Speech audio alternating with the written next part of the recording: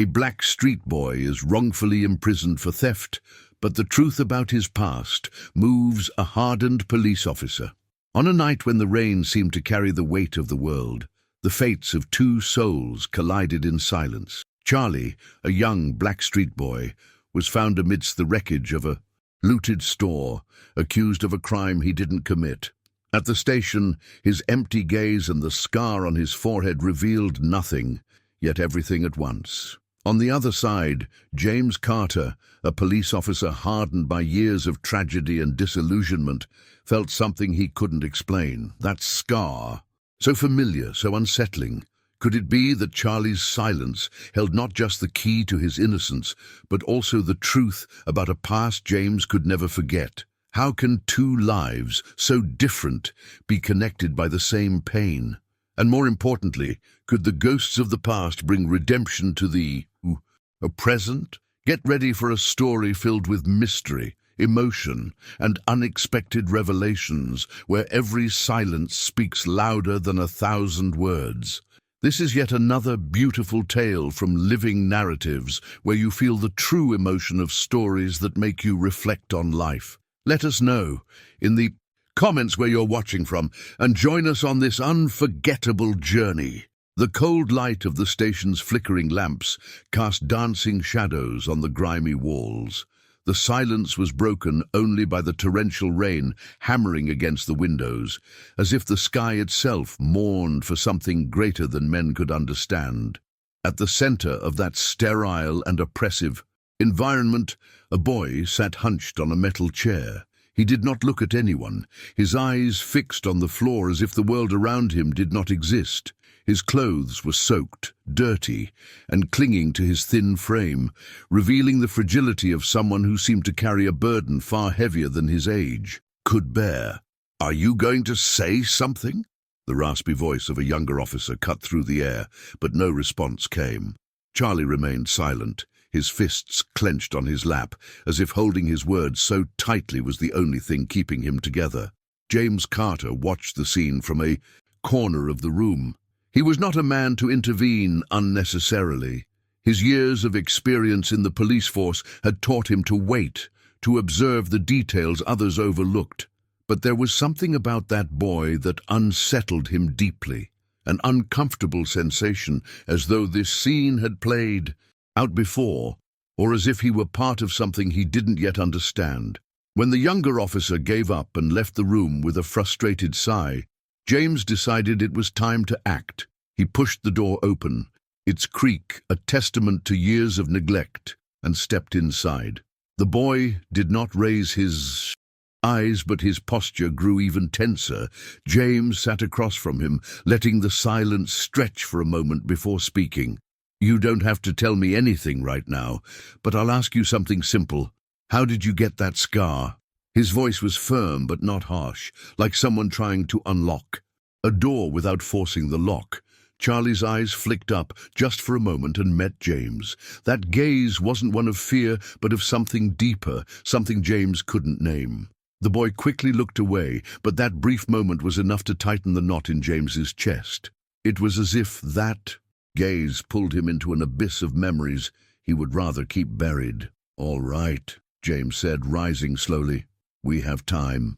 As he left the room, the boy's presence weighed heavily on his thoughts.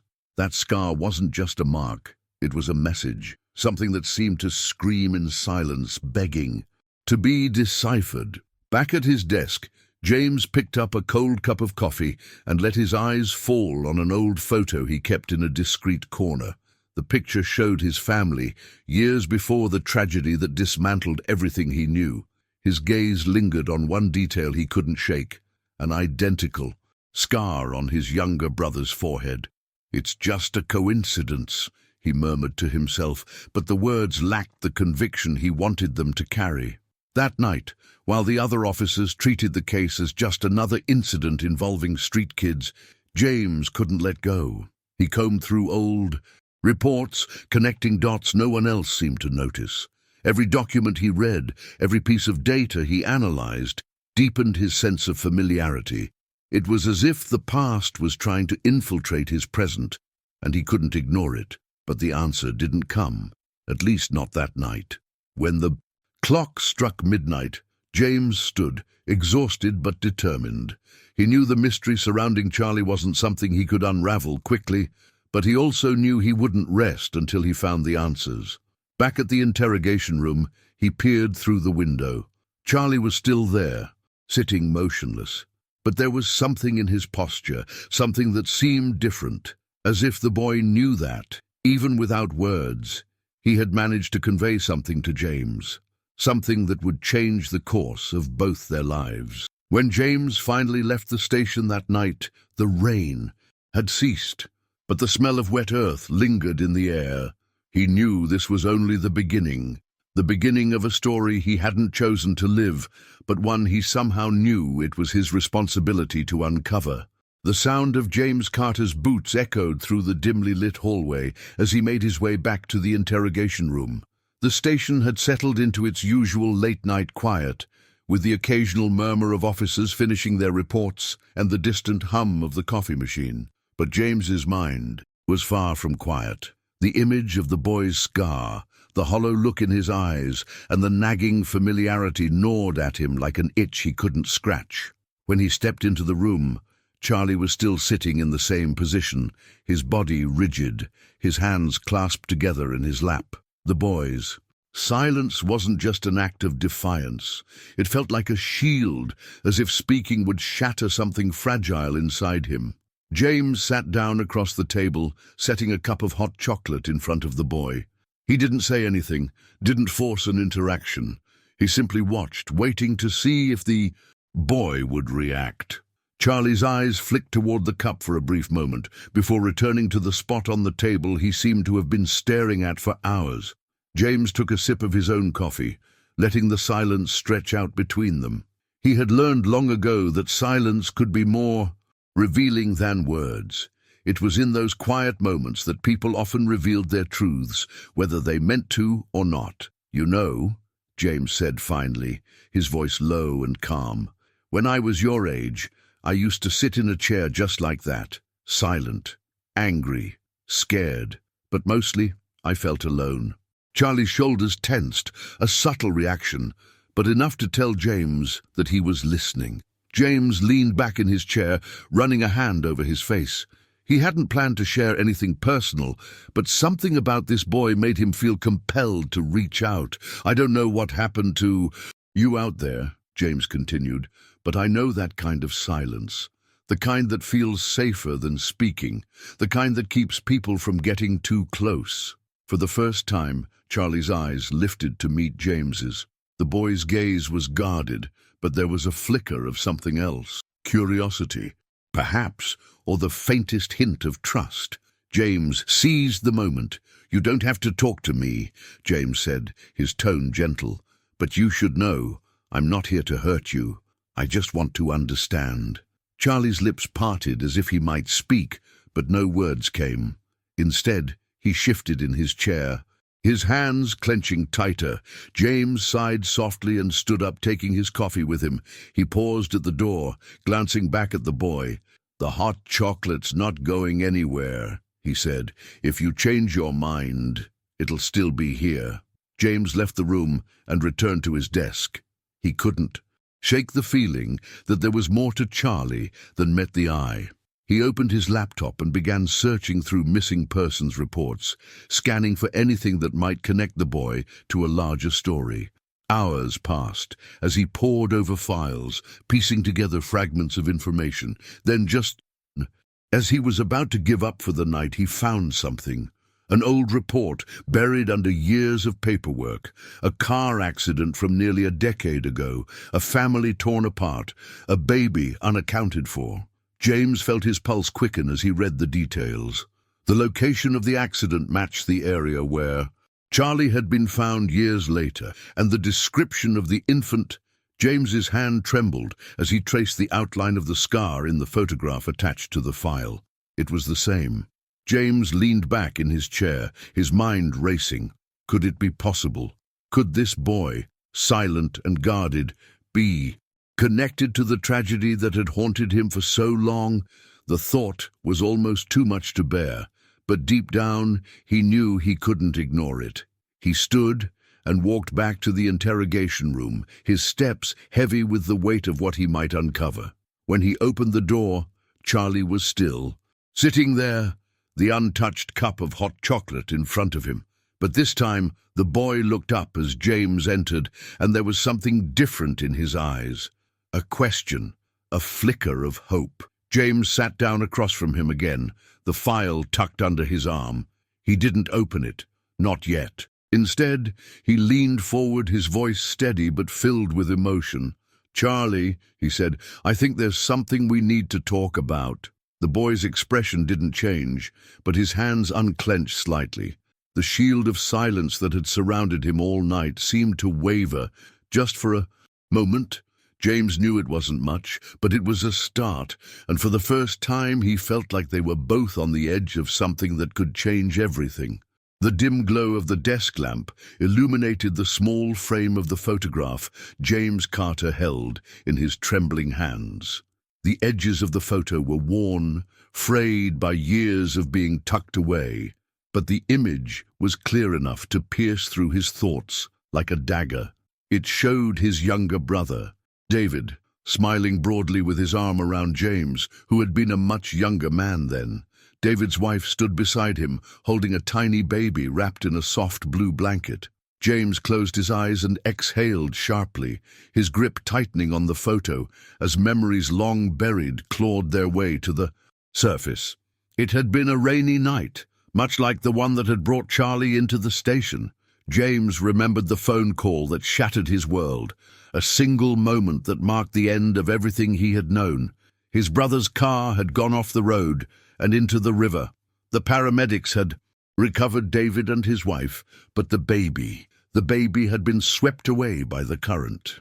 Despite exhaustive searches, no trace of the child was ever found. The grief had consumed James, hardening him in ways he didn't fully understand, until now. He opened his eyes and looked back at the file on his desk. The scar on the baby's forehead in the photograph matched Charlie's perfectly. The location where Charlie had been found as a boy was too close to the river to be a coincidence. James felt the weight of years of unanswered questions pressing down on him. Could it really be him? Could Charlie be the child they had lost all those years ago? James stood abruptly, his chair scraping against the floor. He couldn't sit still any longer. The air in the office felt suffocating, thick with the ghosts of his past. He grabbed the file and made his way back to the interrogation room, his heart pounding with a mixture of hope and fear. What if he was wrong? What if this was just a cruel trick of coincidence? But what if he wasn't? When James entered the room, Charlie's head snapped up, his eyes wide with something that looked like a mix of apprehension and curiosity. James sat down slowly, placing the file on the table between them. The boy's gaze darted to it, then back to James. For the first time, James saw a flicker of something other than defiance or detachment in the boy's eyes. It was subtle, but it was there. "Charlie," James began, his voice softer than it had been before. "I need you to look at something." Charlie didn't move at first, his hands still clenched in his lap. James took a deep breath and opened the file, pulling out the photograph. He slid it across the table, careful not to make any sudden movements that might scare the boy. Charlie hesitated, his fingers twitching, as if he wanted to reach out but wasn't sure if he should. Slowly, almost reluctantly, he picked up the photo. The room seemed to hold its breath as Charlie stared at the image. His brows furrowed, and his lips parted slightly, as though he wanted to say something but didn't know how. James watched him closely, his own emotions a tumultuous storm just beneath the surface. "That's my brother," James said quietly, pointing to the man in the photo. "And that's his wife. And this," he paused, his throat tightening, "this is their baby." Charlie's eyes flicked up to meet James's, and for a moment the boy's mask of indifference cracked. There was confusion there, but also something deeper. Recognition, maybe. James couldn't be sure. "Where were you before the streets?" James asked gently. "Do you remember anything about where you came from?" Charlie's gaze dropped back to the photo, his fingers tracing the edge of the baby's face. He opened his mouth as if to speak, but no sound came out. James waited, giving the boy the space he needed. Finally, Charlie whispered, "I remember water, and yelling, and glass breaking." James felt his chest tighten. The description matched. The accident, the screams, the shattered windshield, the river. He leaned forward, his hands resting on the table. "Charlie, do you remember anything else? Anything at all?" The boy shook his head, his expression guarded again. James didn't push further. He knew this was a lot for the boy to process, and he needed to tread carefully. But he couldn't ignore the possibility that this was the break he'd been waiting for all these years. "All right," James said, his voice steady. "That's enough for now. But I want you to know something, Charlie. If there's even a chance that you're—" He hesitated, choosing his words carefully. "If there's a chance that you're connected to my family, I'll do everything I can to find out. And if you're not, that doesn't change anything. You're not alone anymore. Do you understand?" Charlie's eyes met James's again, and this time there was a glimmer of something that hadn't been there before. Trust, perhaps, or at least the beginning of it. James stood and gathered the file, leaving the photograph on the table. "You can keep that," he said, "if you want." He left the room, his heart heavy but filled with a renewed sense of purpose. Whatever the truth was, he was determined to uncover it. And for the first time in years, he felt like he was moving towards something instead of running from it. The air in the interrogation room was thick with an unspoken tension. Charlie sat motionless, his fingers tracing the edge of the photograph James had left on the table. The image seemed to anchor him in a way James hadn't seen before, as if it tethered the boy to memories he couldn't yet articulate. Outside the room, James paced the hallway, his thoughts a chaotic swirl of hope, fear, and uncertainty. He knew he couldn't rush this. Trust wasn't something you demanded. It was something you earned. When James finally returned to the room, he carried 2 paper cups of hot chocolate, their warmth seeping through the thin cardboard. He set one down in front of Charlie and took a seat across from him, cradling his own cup between his hands. For a moment, neither of them spoke. The silence wasn't oppressive this time. It was tentative, like the calm before a storm. "Did you sleep?" "Did you?" James asked gently, breaking the silence. Charlie shook his head without looking up, his eyes still fixed on the photograph. James nodded, taking a sip of his drink. "I didn't either. Too much on my mind, I guess." Charlie's fingers stilled, and he glanced up at James, his expression unreadable. "Why do you care?" he asked, his voice barely above a whisper. It was the first time he had spoken since arriving at the station, and the sound of his voice startled James. It was rough, as if the words had been trapped inside him for too long, but it carried a weight that made James pause. James set his cup down carefully, meeting Charlie's gaze. "Because I've lost people I cared about," he said honestly, "and because I think you've been through more than anyone your age should have to endure. You remind me of someone I lost a long time ago." Charlie's eyes narrowed slightly, suspicion flickering across his face. "Who?" he asked. James leaned back in his chair, his hands resting on his lap. "My nephew," he said. "He was just a baby when he disappeared. It was a car accident. The river took him, and we never found him. For years I tried to move on, but I couldn't. And then you showed up. That scar on your forehead, the place you were found. It's too much to ignore." Charlie's grip on the photograph tightened, his knuckles turning white. "You think I'm him?" he asked, his voice trembling with a mix of disbelief and something else James couldn't quite place. Hope, perhaps, or fear of hoping. "I don't know," James admitted, "but I want to find out. And even if you're not, it doesn't change the fact that you deserve better than this." He gestured around the sterile room, his tone softening. "You deserve to know where you come from, and you deserve to be safe." Charlie's shoulders sagged slightly, as if the weight he had been carrying had shifted, if only a little. He looked back down at the photograph, his fingers tracing the faces of the people in it. "I don't remember much," he said finally. "Just bits and pieces. Water, yelling, glass breaking, and a song. Someone used to sing to me. James felt his throat tighten. A song, he prompted, his voice careful, steady. Charlie nodded, his gaze distant. I don't know the words, just the melody. It's blurry, like a dream you can't quite remember. James leaned forward, his heart pounding. Can you hum it? You? For a long moment, Charlie didn't respond. Then, hesitantly, he began to hum. The sound was soft, almost fragile, but it sent a shiver down James's spine. The melody was hauntingly familiar. He closed his eyes, letting the notes wash over him, and a memory surfaced. His brother, David, holding his baby boy and singing that very tune to soothe him to sleep. When Charlie stopped, the room was silent again, but this time the silence felt different. It wasn't empty. It was charged with a sense of possibility, of connection. James opened his eyes and looked at Charlie, his expression a mixture of awe and determination. Charlie, he said, his voice steady but filled with emotion, we're going to figure this out. Together. You don't have to do this alone anymore. Charlie's lips pressed into a thin line, and for a moment, James thought he might retreat back into his shell, but then slowly, the boy nodded. It was a small gesture, but it spoke volumes. James stood, his movements deliberate, and placed a hand on Charlie's shoulder. We'll take it one step at a time, he said. For now, let's get you some real food. What do you say? Charlie looked up at him, his eyes cautious, but no longer empty. Okay, he said softly.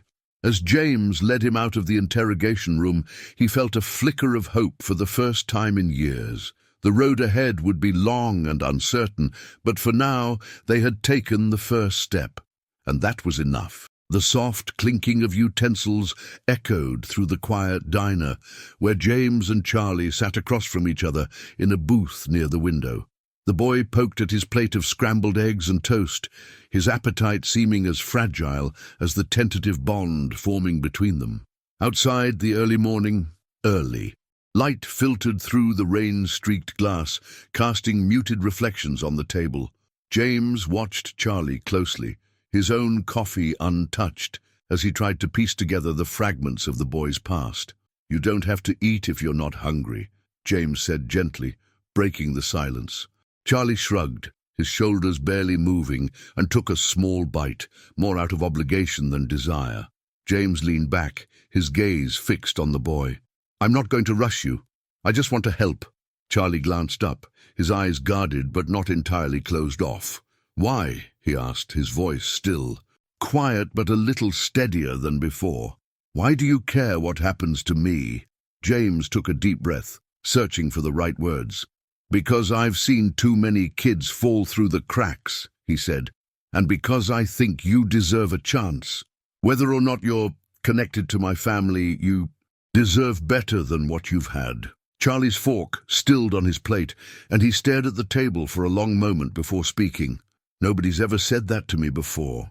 His voice was almost a whisper, but it carried a weight that made James's chest tighten. Well, it's true, James said, his tone firm but kind, and I'm going to do everything I can to prove it to you. For the first time, Charlie met his gaze and held it. There was something vulnerable in his expression, a flicker of hope that James knew he couldn't betray. He nodded slowly, and James felt a small sense of relief. It wasn't much, but it was a start. After breakfast, they returned to the station, where James had arranged for a social worker to meet them. The woman, a kind but no-nonsense professional named Lisa, greeted them in the lobby. She knelt slightly to meet Charlie's eye level, her smile warm but not overbearing. Hi, Charlie, she said. I'm Lisa. I'm here to help you figure some things out, okay? Charlie glanced at James as if seeking reassurance. James gave him a small nod, and the boy hesitantly extended his hand to shake Lisa's. Okay, he murmured. Lisa led them into a private office, where she began asking Charlie gentle, open-ended questions about his past. At first, his answers were short and hesitant, but as the minutes ticked by, he began to open up, tentatively, cautiously, like someone testing the strength of thin ice. He spoke of fleeting memories, a dark night, the sound, of rushing water, the shattered glass that haunted his dreams. James listened intently, his heart aching with every word. When Lisa asked if he remembered anything about where he'd been before living on the streets, Charlie paused, his brow furrowing in thought. "I think there was a house," he said, slowly. "It smelled like cookies, and there was a woman. She used to sing to me." James felt a lump rise in his throat. "Do you remember anything about her?"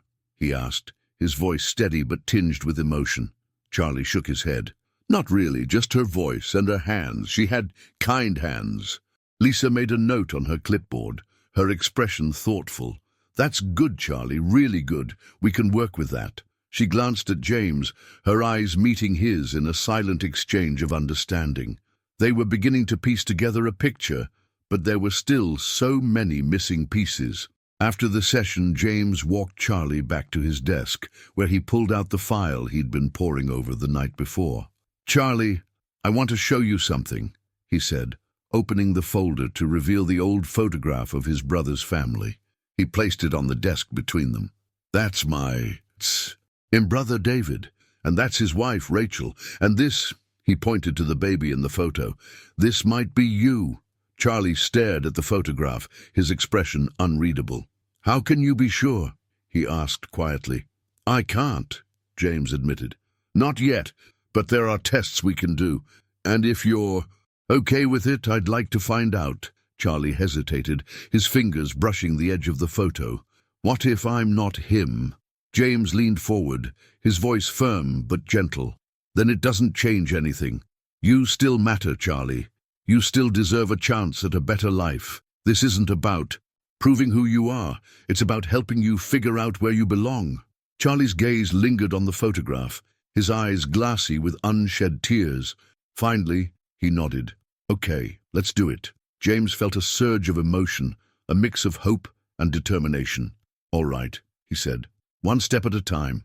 As he watched Charlie turn his attention back to the photograph, James knew the road ahead would be long and uncertain. But for the first time in years, he felt like he was moving towards something meaningful, and that was enough. The waiting room of the courthouse was a place James Carter had never imagined spending so much time. The walls were painted a dull beige, and the faint hum of the air conditioner did little to drown out the muffled conversations of lawyers, plaintiffs, and defendants. James sat on one of the uncomfortable plastic chairs, his hands resting on his knees, his gaze fixed on the door, where Charlie had just disappeared with Lisa, the social worker. The boy had been quiet since agreeing to the DNA test, retreating into himself as the process began to unfold. James couldn't blame him. The idea of uncovering the truth, one that could either confirm or shatter everything, was a heavy burden for anyone to carry, let alone a boy who had spent most of his life surviving on the streets. James's thoughts were interrupted by the sound of his phone buzzing in his pocket. He pulled it out and saw a text from Lisa. "We're almost done. Meet us in the office." James exhaled deeply and stood, his legs feeling heavier than they should. The walk to Lisa's office felt longer than usual, each step weighted with the uncertainty of what lay ahead. When he entered, he found Charlie sitting in a chair, his posture tense, his hands gripping the armrests as if they were the only things keeping him grounded. Lisa sat across from him, her clipboard resting on the desk, her expression calm but serious. "Have a seat, James," Lisa said, gesturing to the chair beside Charlie. James nodded and sat, glancing at the boy, who refused to meet his eyes. The air in the room was thick with unspoken tension. "The test results will take a few days to come back," Lisa began, her voice steady. "In the meantime, we need to talk about what comes next. Charlie, you're in a unique situation, and it's important that we make decisions that are in your best interest." Charlie's grip on the armrests tightened. "What if I don't want to stay here?" he asked, his voice low but firm. "What if I don't belong?" James leaned forward, his hands clasped together. "Charlie, you belong somewhere," he said, gently. And it doesn't have to be here, with me if that's not what you want, but we're not going to let you slip through the cracks again. You deserve better than that." Charlie's eyes flicked to James for a brief moment, his expression a mix of confusion and vulnerability. "What if you're wrong?" he asked, his voice trembling. "What if I'm not your nephew?" James felt a pang of emotion, but kept his voice steady. "Then we'll figure it out together," he said. "No matter what the results say, you're not alone in this. You don't have to be alone anymore." Lisa nodded, her gaze shifting between the two of them. "Charlie, this is about finding a place where you can feel safe and supported. It's not just about DNA or biology. It's about what you need to move forward." The boy's shoulders slumped slightly, the tension in his posture easing just a fraction. He glanced at the photograph James had given him, now resting on the desk beside Lisa's clipboard. His fingers brushed the edge of the picture, his expression thoughtful. "What happens if I stay?" he asked quietly. James exchanged a glance with Lisa before answering. "Then we'll take it one step at a time," he said. "We'll figure out school, a place for you to live, everything, but only if that's what you want. No one's going to force you into anything." Charlie nodded slowly, his eyes still on the photograph. "Okay," he murmured. "I'll stay, for now." James felt a wave of relief, though he knew this was only the beginning. Charlie's agreement was tentative, fragile, but it was a step forward, and that was all James could hope for. Over the next few days, James and Charlie fell into a tentative routine. Mornings were spent at the station, where James worked on cases while Charlie stayed in a quiet corner, reading or doodling in a notebook James had picked up for him. Afternoons were spent meeting with Lisa, discussing options for Charlie's future. The boy remained guarded, but there were moments, small, fleeting moments, when his walls seemed to lower.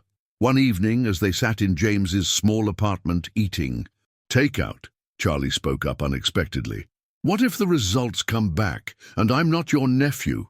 he asked, his voice hesitant but steady. James set down his fork and looked at the boy, his expression earnest. "Then it doesn't change anything," he said. "You're here now, and I'm not going anywhere. Whatever happens, we'll figure it out together." Charlie studied him for a moment, his gaze searching. Finally he nodded, a small but significant gesture. "Okay," he said softly. As the days passed, James found himself growing more attached to the boy. Charlie's quiet resilience, his flashes of humor, and the rare moments when he let his guard down, all reinforced James's determination to be there for him, no matter what the DNA test revealed. When the day of the results finally arrived, James felt a mix of anticipation and dread. He sat beside Charlie in Lisa's office, the envelope containing the answers resting on the desk between them. Lisa opened it carefully, her expression neutral as she read the contents. "The results confirm it," she said finally, looking up at James. "Charlie is your nephew." The room was silent for a moment as the words sank in. James felt a rush of emotion, relief, joy, and an overwhelming sense of responsibility. He turned to Charlie, who sat frozen, his eyes wide with disbelief. "It's true," James said, his voice soft but steady. "You're my family." Charlie's lip quivered, and he looked down at his hands, his fingers gripping the edge of his chair. "I don't know what to say," he admitted, his voice barely above a whisper. "You don't have to say anything," James replied. "Just know that you're not alone, not anymore." For the first time, Charlie smiled, a small, tentative smile, but one that lit up his face. And in that moment, James knew that no matter what challenges lay ahead, they would face them together. The morning after the DNA test results came in, James woke up to the sound of rain tapping gently against the window of his small apartment. The light was muted, casting a soft grey glow over the room. He glanced at the couch where Charlie still slept, curled up under a blanket that seemed too big for him. The boy's face, usually guarded and wary, was peaceful in sleep. For the first time since they'd met, James felt a flicker of hope, a sense that maybe, just maybe, they could build something together. James rose quietly, careful not to wake Charlie, and made his way to the kitchen. As he brewed a pot of coffee. His mind replayed Lisa's words from the day before. The results confirm it. Charlie is your nephew. He had waited so long for closure, for an answer, and now that it was here, it felt surreal. But with the truth came responsibility, and James was determined to live up to it. The smell of coffee must have stirred Charlie, because moments later the boy shuffled into the kitchen, his hair messy and his eyes still heavy with sleep. He paused in the doorway, glancing at James with an expression that was hard to read, a mix of curiosity, apprehension, and something softer that James couldn't quite place. "Morning," James said, his voice warm but casual. "Coffee's on. There's cereal in the cabinet if you're hungry." Charlie hesitated before nodding and moving to the cabinet. He grabbed a box of cereal and poured himself a bowl, his movements slow and deliberate. They ate in silence, the only sounds the soft clink of spoons against bowls and the rhythmic patter of rain outside. Finally, Charlie broke the silence. "So what now?" he asked, his voice quiet but steady. James set his mug down and looked at the boy. "Now, we figure out what you want," he said. "This is your life, Charlie. I'm here to help you, but I'm not going to make decisions for you. You get to choose what happens next." Charlie frowned slightly, as if the idea of having a choice was foreign to him. "I don't know what I want," he admitted, his gaze dropping to his cereal. "That's okay," James said. "We'll take it one step at a time. For now, let's focus on the basics. School, a stable place to live, things like that. We've got time to figure the rest out." Charlie's shoulders relaxed a little, and he nodded. "Okay," he said softly. The rest of the day was spent making plans. James called Lisa to discuss enrolling Charlie in school and arranging for counseling to help him process everything he'd been through. They also visited a local thrift store, where Charlie picked out some clothes that actually fit him. It was a small thing, but James could see the way it boosted the boy's confidence, even if Charlie didn't say it out loud. That evening, as they sat on the couch watching an old movie, Charlie spoke up unexpectedly. "Do you think my parents would be proud of me?" he asked, his voice barely above a whisper. James's heart ached at the question. He turned to the boy, his expression earnest. "Charlie, they would be more than proud of you. They'd be amazed at how strong you are, at everything you've overcome, and I know they'd love you more than anything." Charlie's eyes glistened with unshed tears, and he looked away, his jaw tightening.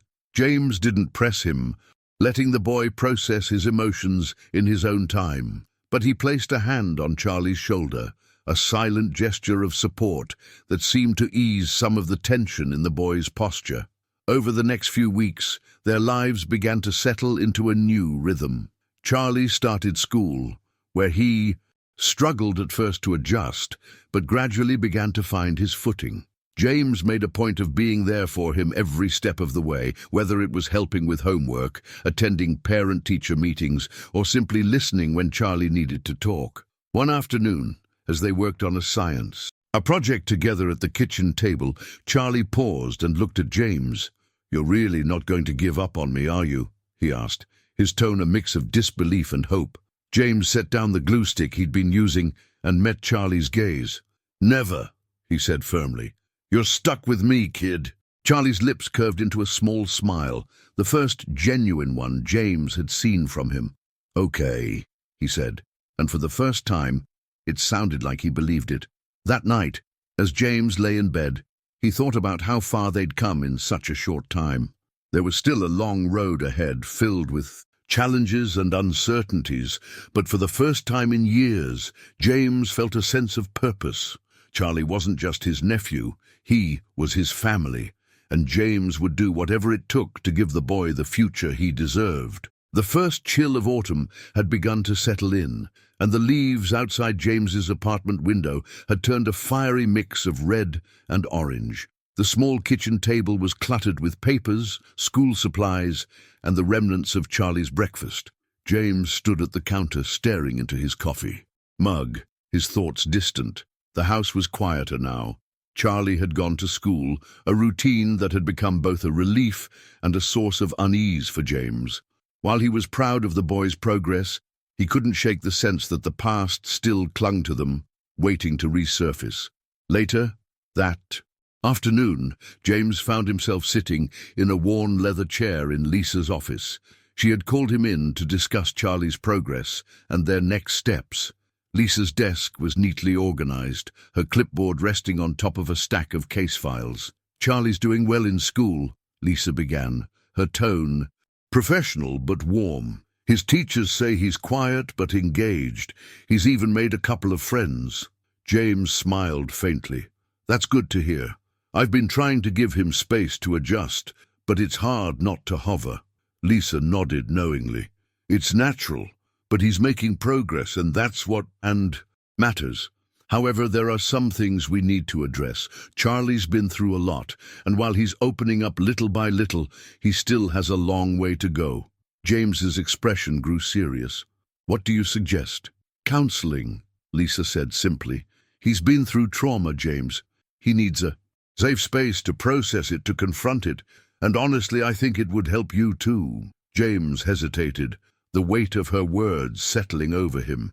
He had spent years burying his own pain, focusing on his work to avoid dealing with the loss of his brother and sister-in-law. Now with Charlie in life, those wounds had been reopened, demanding attention.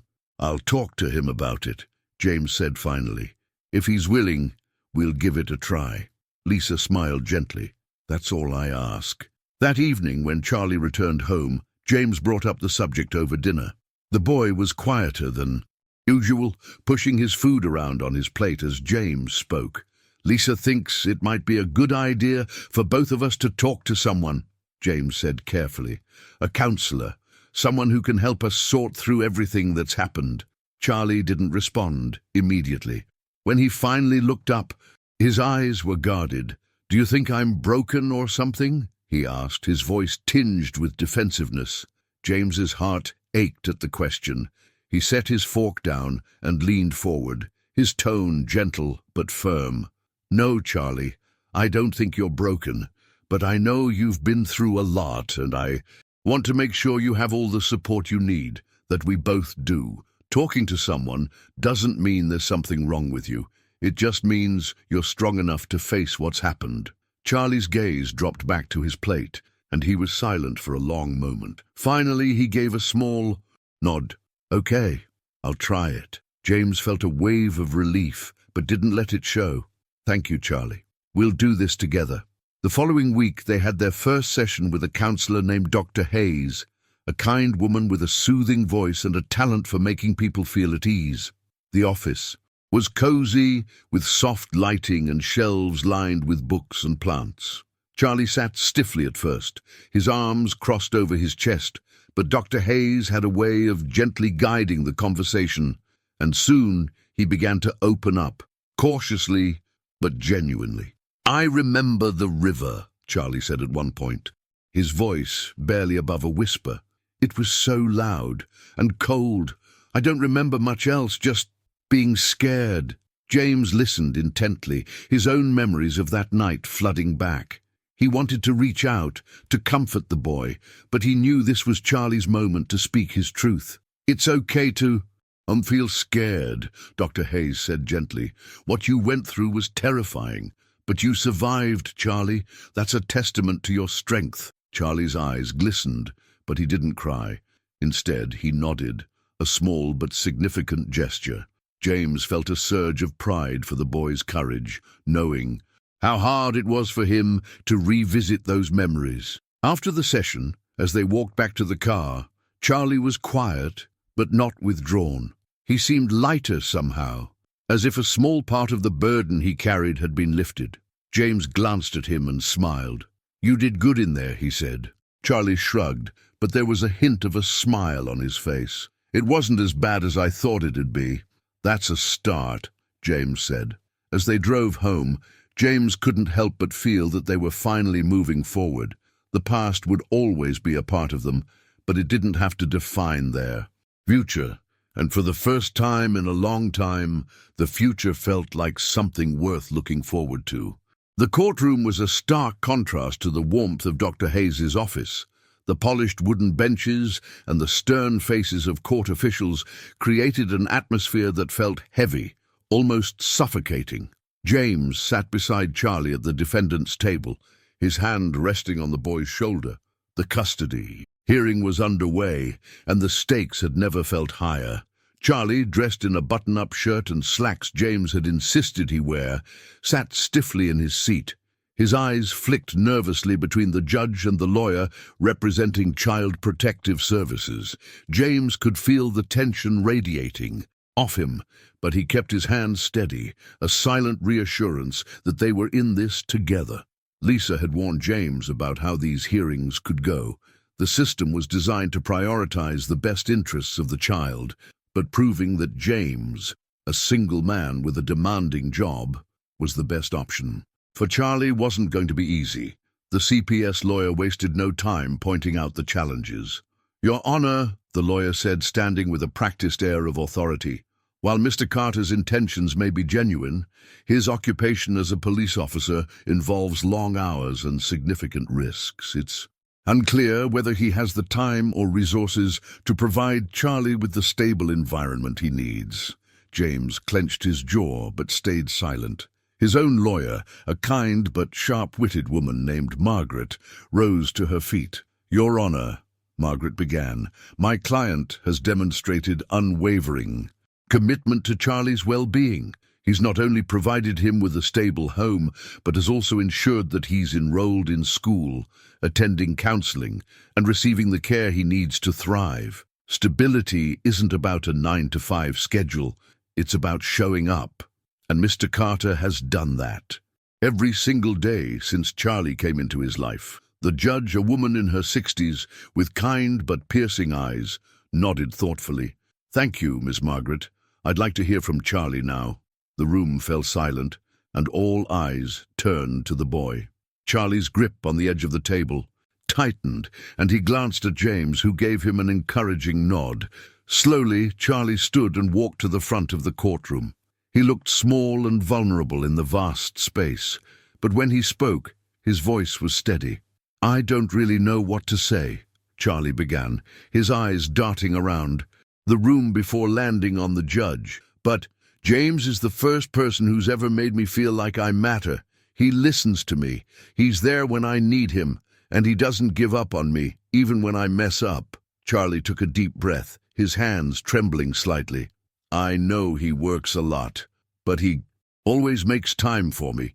He's the only family I've got, and I don't want to lose that." The judge studied him for a long moment before nodding. "Thank you, Charlie. You may return to your seat." As Charlie walked back, James felt a swell of pride. The boy had spoken from the heart, and it showed. Margaret leaned over and whispered, "That was powerful." The rest of the hearing continued with legal arguments and testimonies from Lisa and Dr. Hayes, both of whom vouched for James's dedication and the progress Charlie had made under his care. By the time the judge called for a recess, James felt emotionally drained but cautiously hopeful. During the break, James and Charlie sat on a bench outside the courtroom. Charlie stared at his shoes, his expression pensive. "You did great in there," James said, nudging him gently. Charlie glanced up, his lips curving into a small smile. "Thanks. I was scared, though." "That's okay," James replied. "Being brave doesn't mean you're not scared. It means you show up anyway." When they returned to the courtroom, the judge announced her decision. Her voice was calm but firm as she addressed the room. "After reviewing all the evidence and testimonies, it's clear that Mr. Carter has provided a stable and supportive environment for Charlie. The progress Charlie has made in his care is commendable, and it's evident that a strong bond has formed between them. Therefore, I rule in favor of granting full custody to Mr. Carter." The words seemed to hang in the air for a moment before their weight sank in. Charlie turned to James, his eyes wide with disbelief and relief. James pulled him into a tight hug, the emotion of the moment washing over them both. As they left the courthouse, the crisp autumn air felt invigorating. Charlie walked beside James, his steps lighter than they had been in weeks. For the first time in a long time, there was a sense of security, of belonging. "What now?" Charlie asked as they reached the car. James smiled, resting a hand on the boy's shoulder. "Now, we go home, and we figure the rest out together."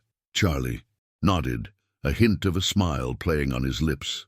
"Okay, let's go home." As they drove away from the courthouse, James couldn't help but feel that this was the beginning of something new. The fight for their future wasn't over, but for the first time, it felt like they were facing it as a family. The sun was setting as James and Charlie pulled into the driveway of their small home. The golden light bathed the neighborhood in warmth, casting long shadows on the pavement. For the first time in what felt like forever, James felt a sense of peace settle over him. The courthouse victory was still afresh in his mind, and though the road ahead would undoubtedly have its challenges, he couldn't deny the sense of relief that came with knowing Charlie was finally, officially, part of his family. "Home, sweet home," James said with a smile as he turned off the car engine. Charlie unbuckled his seatbelt and glanced at the house. "It feels different now," he said quietly. James looked at him, his smile softening. "That's because it's yours now too." They stepped inside, and the familiar scent of James's home, a mix of coffee, old wood, and the faintest hint of cologne, greeted them. Charlie set his backpack down by the door, his movements slower than usual. James noticed the boy's thoughtful expression and decided to give him space to process. "How about pizza tonight?" James asked, heading toward the kitchen. "I think we've earned it." Charlie's lips twitched into a small smile. "Yeah, okay." As James called in the order, Charlie wandered into the living room. His eyes landed on the photo James had framed on the mantel, the one of James's brother, sister-in-law, and the baby that had once been Charlie. He picked it up carefully, running his fingers over the glass. They happy," Charlie said when James joined him a few moments later. "They were," James replied, his voice tinged with nostalgia. "And they'd be happy to know you're safe now, that you're home." Charlie set the photo back on the mantel and turned to James. "Do you think they'd be proud of me?" James placed a hand on the boy's shoulder, looking him directly in the eye. "Charlie, they'd be more than proud. They'd be amazed at how strong you are. And so am I." For a moment, Charlie looked as though he might cry, but he quickly blinked it away. "Thanks," he said softly. The pizza arrived soon after, and they ate together at the kitchen table. It was a simple meal, but it felt like a celebration. They talked about school, Charlie's new friends, and what kind of paint he'd like for his bedroom now that it was truly his. By the time the plates were empty, laughter had replaced the heaviness that had hung over them for so long. Later that night, James found Charlie sitting on the porch steps, staring up at the stars. He stepped outside, carrying 2 mugs of hot chocolate, and handed one to the boy before sitting down beside him. "Can I ask you something?" Charlie said after a long silence. "Of course," James replied. Charlie took a sip of his hot chocolate, his gaze still fixed on the sky. "Do you ever miss them? My parents?" James nodded slowly. "Every day," he admitted. "But having you here, it feels like I have a piece of them back, and that means more to me than I can put into words." Charlie looked down at his mug, his expression thoughtful. "I think I miss them too, even if I don't remember much. Is that weird?" "Not at all," James said. "It just means they're a part of you, and always will be." They sat in companionable silence for a while, the cool night air wrapping around them. For the first time, it felt like the weight of the past was beginning to lift, making room for something new. "You know," James said, breaking the silence, "we've got a lot to look forward to. Your first soccer game is coming up. We've got that science fair project to finish. And there's still a whole lot of pizza left in the fridge." Charlie chuckled. "Yeah, I guess we do." James smiled, nudging the boy gently. "We're a team now, kid, and we're just getting started." As they sat together under the stars, the future didn't feel so uncertain anymore. It felt like a promise, one they would face together as family. How did this story resonate with you? We'd love to know. Share your thoughts in the comments below and tell us how it touched your heart. Here at Living Narratives, every story is created with so much care and dedication, especially for you. If you haven't subscribed to our channel yet, take a moment to hit that subscribe button and turn on the notification bell. Your support helps us continue creating more heartfelt and inspiring stories for you and our amazing community. And there's more. Don't forget to explore our other videos, each one crafted to inspire, move, and connect us in a special way. Thank you for being part of Living Narratives, where every story brings us closer. See you in the next one.